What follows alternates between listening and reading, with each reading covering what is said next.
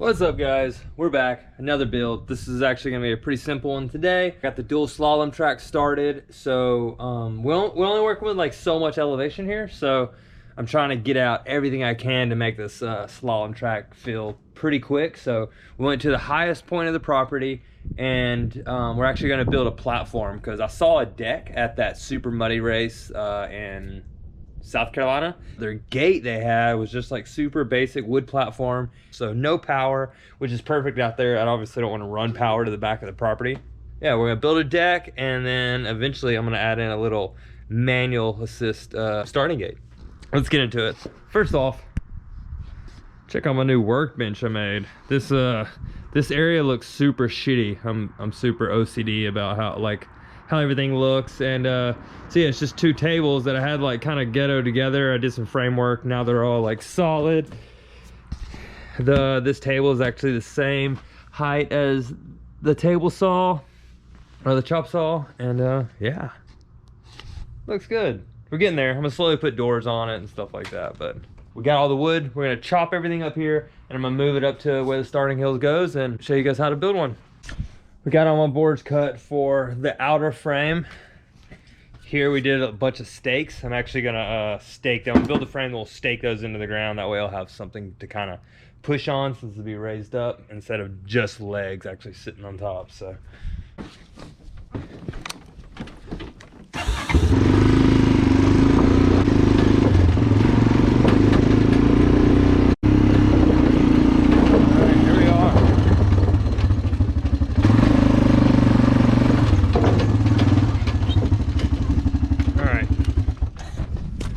Give you a quick view real quick of where everything's going. So we got our wood, a little cutout in the trees. We're gonna that's right at 8 foot wide. So I'm actually gonna tie to the trees so it stays solid. So we're gonna have a gate across here. Then we got my my dual slalom flags, old Z50 tires. So it's gonna be come out, flat right hand turn to a flat left hand turn, cross the little path. I keep this path open just in case anything needs to happen. Anything happens on the property, there's like a road, there's a perimeter around the whole place where you can drive. So first turn, berm right turn, go down there, berm left turn. It's looking pretty shitty. This is where a lot of mud sitting, so I gotta change all this. A couple rollers. Well, I mean, we're gonna have between those, we'll do like a little rhythm section, like maybe like a roller, step roller, something you could like jump on, jump off. I don't know yet. Flat section also have something. This will be a right hand. This goes down, might be hard to tell. There's a lot of wash.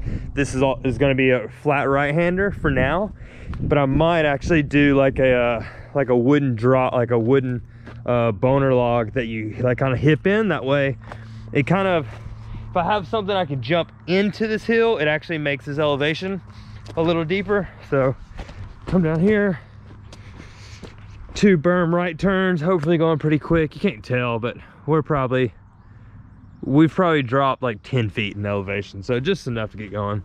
All the dirt jumps over there. We'll go around that tree, and we're gonna end somewhere over there.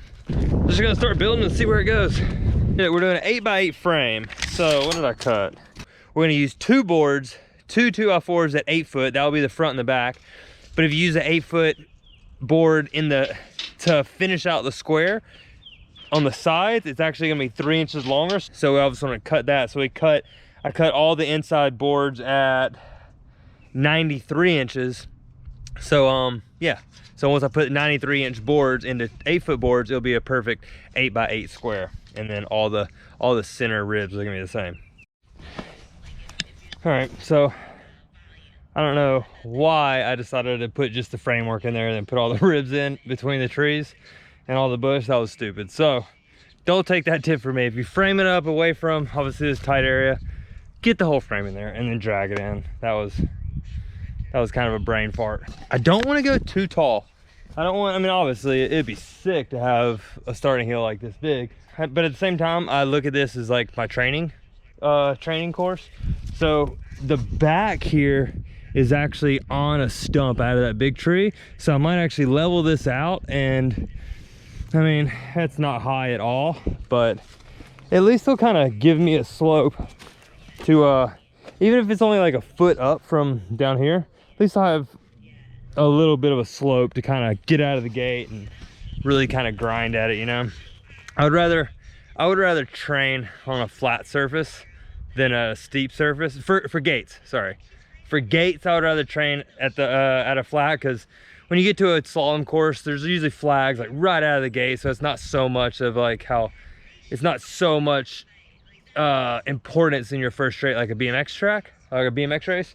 So I like to keep it flat and have to work for the speed, you know? All right, we'll put the stakes in. A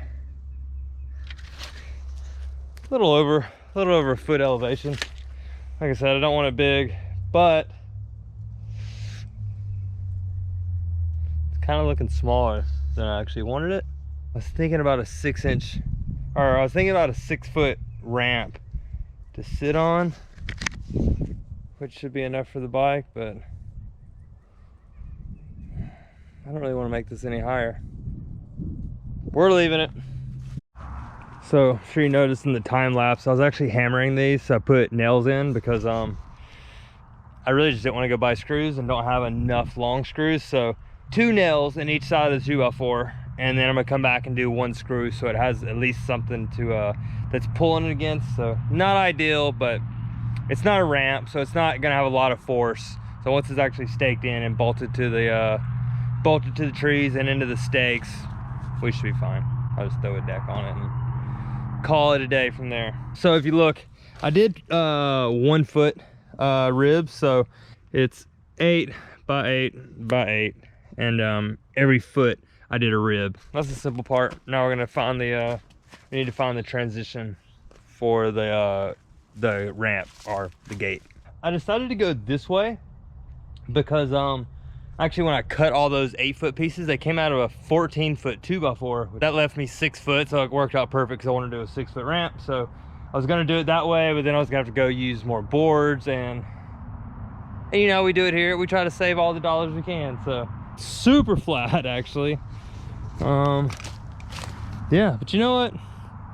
Makes you work for it, like I said. So we're gonna throw the ply down, and if we can get this thing done quick enough, we'll take some hot laps on it. I brought the bike over just in case. Time to sheet it. I actually, I nailed these down just for the video. I'm gonna go back, I'm gonna get some shorter screws, and I'm actually gonna go and screw this. Because if you wanna take it apart, you don't wanna have to hammer out plywood, OSB or plywood with nails. It's the hardest way to get plywood off. You just take the screws out, and at least with framework, if you ever gotta take a piece apart, you can just bash it with a big ass hammer and then pop the nails out that way. So yeah, when it comes to the plywood or OSB, just screw it down. Especially this, like say the framework underneath is never really gonna get too much water. It's off the ground, so hopefully the frame underneath actually has a good lifetime. But this OSB, like we spoke about in the last video, it's not gonna last very long. We're gonna cover it in paint, and I might get a year or 2 out of it. Hopefully, fingers crossed. We did it. It's done.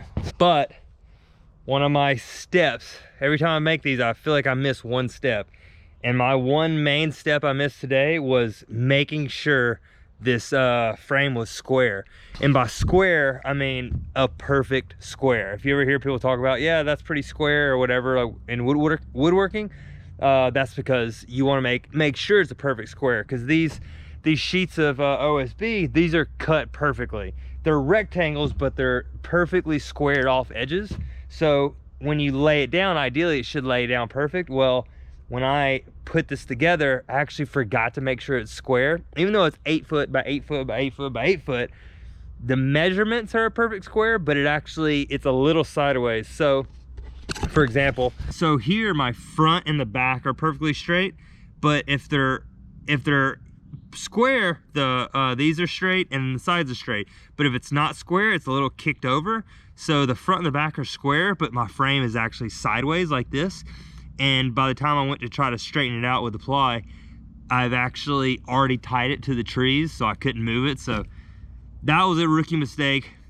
Don't make that. I'm glad I made the mistake, so hopefully you guys don't.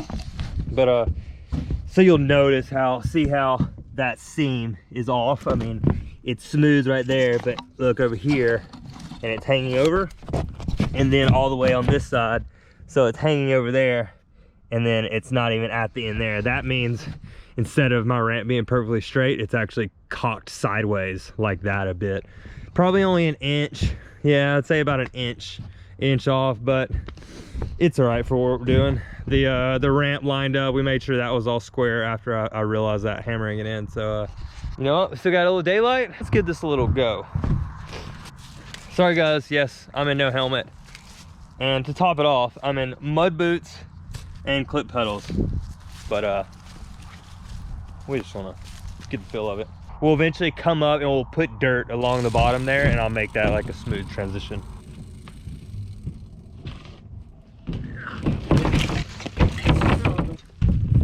I wasn't way too easy of a gear.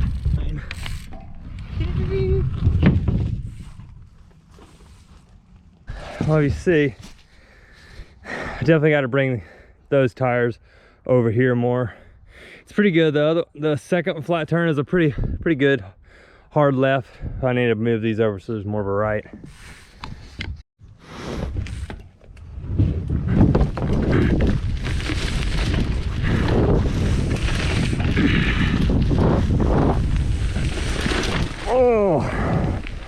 Oh, that's still rutted out from the 110.